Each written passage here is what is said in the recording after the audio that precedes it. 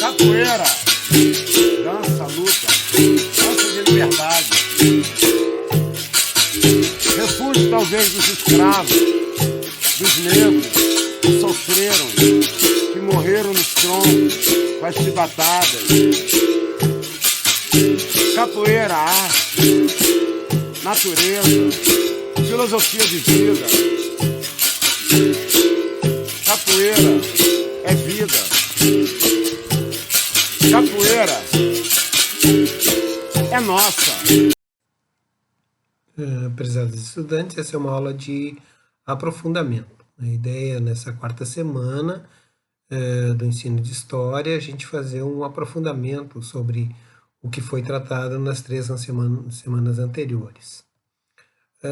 O foco principal dos aspectos de estudo nesses anos iniciais do processo de escolarização, tanto de crianças quanto de jovens e adultos, ela refere-se à questão mesmo da interação e da possibilidade de interpretação que os estudantes desenvolvem relativo ao tempo, aos sujeitos históricos e, obviamente, aos fatos históricos. Esses fatos históricos, os historiadores trabalham com fontes, né, históricas, né, que o próprio professor pode atuar em sala de aula se valendo delas. Então, de fontes escritas, né, como exemplifiquei, caso do uso, por exemplo, de um diário de classe, de uma informação que já tem dentro da escola, de forma escrita, em que o professor pode aprofundar com esse pequeno material, que eventualmente a escola não tem biblioteca, não tem outras fontes. Também os pais podem trazer essas fontes escritas, né, para que os professores possam trabalhar em sala de aula. Também as fontes orais, né, que são muito interessantes, né, trazer pessoas para desenvolver em sala de aula atividades lembrando, né, de fatos históricos, de pequenas histórias e tal, de pessoas de mais idade.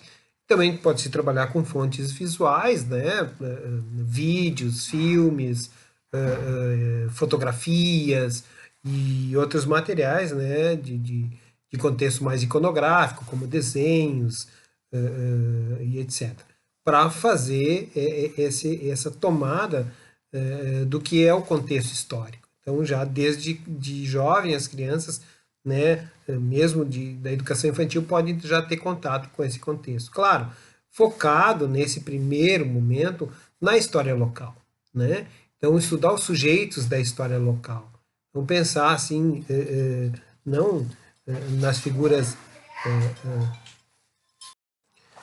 essa interação, então, com a comunidade pode possibilitar um aprofundamento das relações relativas ao próprio patrimônio material e imaterial da comunidade na localidade, né? E compreender essas relações propicia, então, que se tenha uma efetiva ação de cidadania, né? Onde o estudante, mesmo em tenra idade, pode possibilitar um maior conhecimento ao professor também sobre esses patrimônios locais, né, e trazendo também essas pessoas mais antigas para a sala de aula, né, e ali também pode-se discutir toda a temporalidade histórica, né, o tempo histórico, a memória como algo presente, né, mas que se refere ao passado, esse passado que pode ser um passado recente, mas também pode ser um passado maior, mais antigo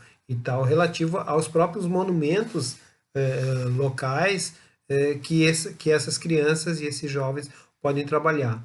Então, ver essa dinâmica histórica, né, do patrimônio cultural relacionado a próprias identidades, essas relações de identidade, muitas vezes associadas, e evidentemente associadas à diversidade cultural e a diversidade étnico-racial da sala de aula. A sala de aula é um espaço diverso, né? E trabalhar estrategicamente com essa diversidade, né? E trazendo, por exemplo, para o espaço da sala de aula documentos, fatos, contextos históricos relacionados a cada, ou pelo menos aos grupos mais gerais, né, dessas diversidades étnicas e raciais que estão ali representados, fortifica o conhecimento sobre aquele espaço, né, e possibilita essa dinâmica de educação que está fortemente calcada nessa ideia dos posicionamentos do tempo e do espaço e dos sujeitos históricos que estão ali envolvidos, né? Outra situação também que pode ser trazida para a sala de aula é exatamente os jogos. São jogos que você pode desenvolver, jogos de tabuleiro ou jogos associativos que estão ali presentes e que são trabalhados pelos professores, né? E aqueles jogos que são disponíveis no sistema eletrônico, né? Muitas dessas comunidades, muitas dessas escolas e desses jovens que estão ali não têm acesso direto.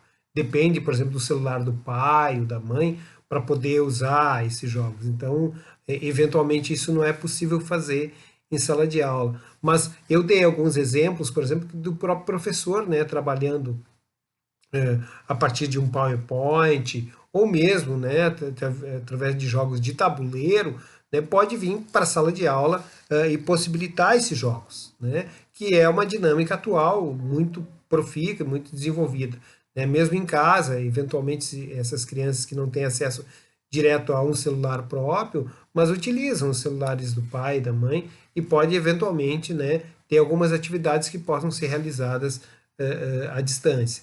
Mas o interessante seria trabalhar dentro do espaço da sala, né? E talvez em um espaço, se a escola disponibiliza, por exemplo, de um espaço digital, trabalhar nesse espaço digital, né? Envolver nesse processo digital, porque hoje o mundo está digitalizado. Então, a troca, a informação e o contexto do jogo, né, possibilita essa aproximação com o contexto atual de toda a sociedade, né? Até esse próprio processo de ensino remoto, ensino à distância, é um sistema digital, está no sistema digital.